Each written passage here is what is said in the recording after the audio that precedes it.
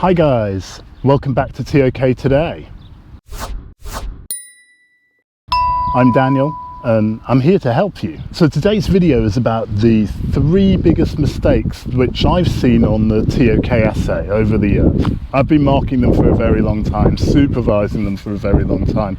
I used to be an examiner for the ToK Essay for IB, so I've read a lot of them and I see the same sorts of mistakes coming up over and over again. So I don't want to be a Debbie Downer. I don't want to be a Debbie Downer. I'm British, and but I find that YouTube makes me want to be American. Like, I don't want to be a Debbie Downer. So rather than say that, I will say I don't want to bring the mood down. Okay, my best British accent.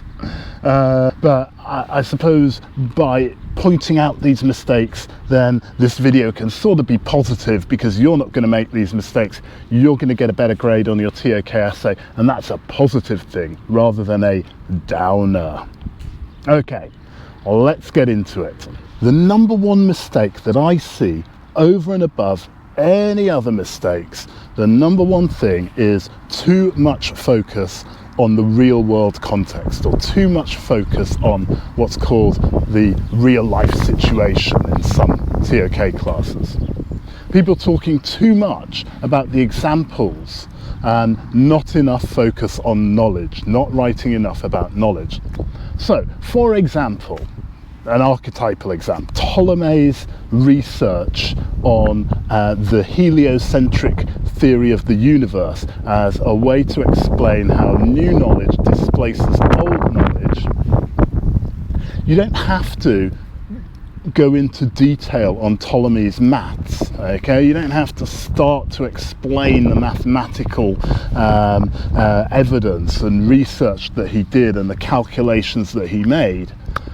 All you need to do is to briefly, one sentence, explain what the knowledge was that he constructed, and then, much more importantly, explain how that knowledge replaced old knowledge, i.e. the geocentric theory of the universe or the world. And I see this over and over again, people talking a lot about the real world situation or the real world context, going into detail about the person who produced the knowledge, or going into detail about what that real world knowledge is, the theory or the piece of art or the piece of music or the TV show or the film. I read an essay where they were talking about the film The Greatest Show on Earth, and the students started to describe what happened in that film, The Greatest Show on Earth, and it didn't really relate to the essay question in any way.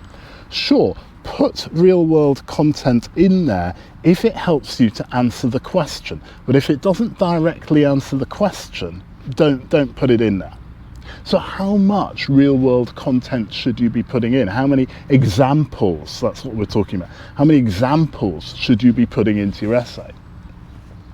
A very rough sort of rule of thumb, I would be saying you've got to put in about sort of 15, maybe 20% of your essay will be about real world context, examples as they're called, or evidence in the ToK assessment criteria, and about 80-85% should be focused on knowledge, should be talking about knowledge.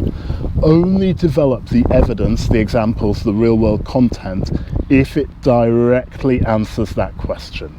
How does this answer the question? You should be asking yourself at the end of each paragraph, have I told the examiner how I've answered the question? And if it's not clear to you, it won't be clear to the examiner. So make it really, really clear, really explicit. Okay, that's mistake number 1. On to number 2. The second most frequent mistake that I see in the ToK essays are incomplete or imbalanced essays. The student has made a very good start and they've written the first few paragraphs are great, and then the essay sort of tails off. Clearly it's sort of been rushed at the end. Now you can rectify this by starting the essay process early, by thinking and planning, and make sure that you have enough time to write, which goes back to my 3 tips for the ToK essay, which I'll sort of try to put in a card up here or somewhere. So it can sort of be imbalanced in that way. You know, some bits of it are done really well, some bits are very little. If it asks you to discuss the question in 2 AOKs, sometimes I see 80% of the essay will be one AOK and 20% of the essay will be the other AOK. Now, the marking scheme doesn't say that it has to be completely balanced in terms of the AOKs, but you do have to develop the arguments in a lucid and coherent way, and to do that in 1600 words across 2 AOKs, you're going to have to share roughly about the same amount of, the same number of words for each AOK. So you don't want your essay to be imbalanced. I also see incomplete essays where they've only looked at one AOK, or it just sort of stops. The essay just stops, or the essay's less than sort of 1200 words. And you can't really answer these questions in 1200 words or less. I've seen very good essays around about 1400 words from very accomplished students, and most students write to 1600 words, which is great. That's what we want you to do. But less than 1200 words, I mean, even the best ToK student's going to struggle to get a good grade in less than 1200 words. So sort of incomplete. And again, I think it's probably just that they ran out of time and they had to hit the deadline. DP students have very busy lives, I know that. So planning and giving yourself time is everything there. Okay, that was mistake number 2. Let's go to mistake number 3. So mistake number 3 is insufficient depth, or lack of evaluation, or not insufficiently developed enough, should we say. Insufficient depth, lack of evaluation, lack of research, or lack of development of the essay. So I keep coming back to this, that this essay takes time. You have to sit with the ideas, you have to think about it, you've got to do research, you've got to develop a substantial understanding of the concepts to do well. And to do that, you need to start early and take time, which again comes back to my 3 tips for the ToK essay, this video that I marked there, and I'll try to mark again. Quite a lot of essays that I see, the structure is there, the claims are there, or the arguments are there, but they haven't developed them sufficiently to get above sort of 4 or 5 mark. So to develop them sufficiently, I'm having trouble saying those words at the moment. To develop them sufficiently, you need to do some research, and you need to think about how can I develop this argument in terms of answering that question, and show that there are different aspects to this one argument in terms of this question. I've got some examples of this in my ToK Essay ebook, which you can find on the website at toktoday.com. Go to the bit that says student support. I'll put a link in the video description.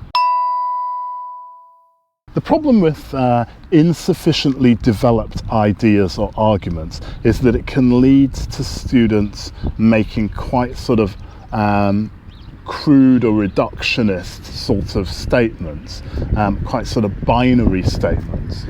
All art is subjective, all science is objective. I get that sort of comment. That's not necessarily the case. It depends how you define subjective and objective here. If something is true to the individual, then is it objective to that individual?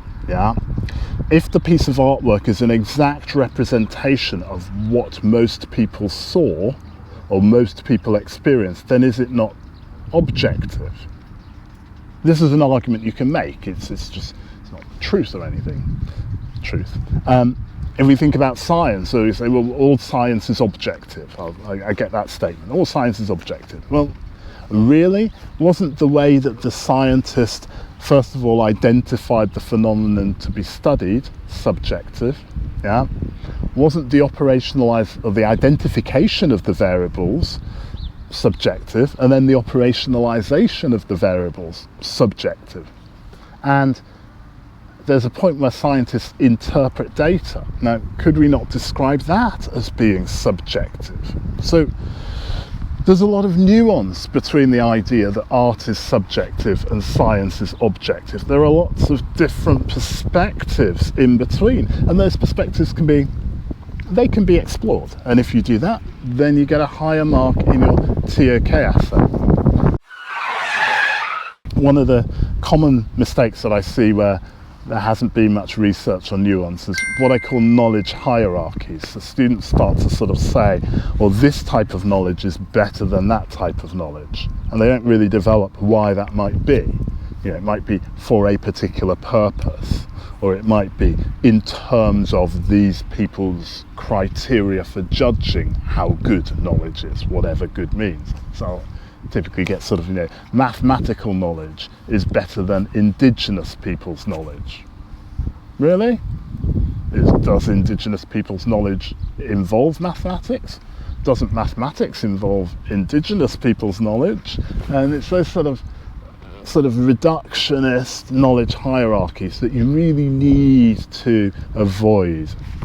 Now, you can easily start to bring some nuance in by using terms like it could be argued, or from this perspective, or looking at it this way and then looking at it the other way.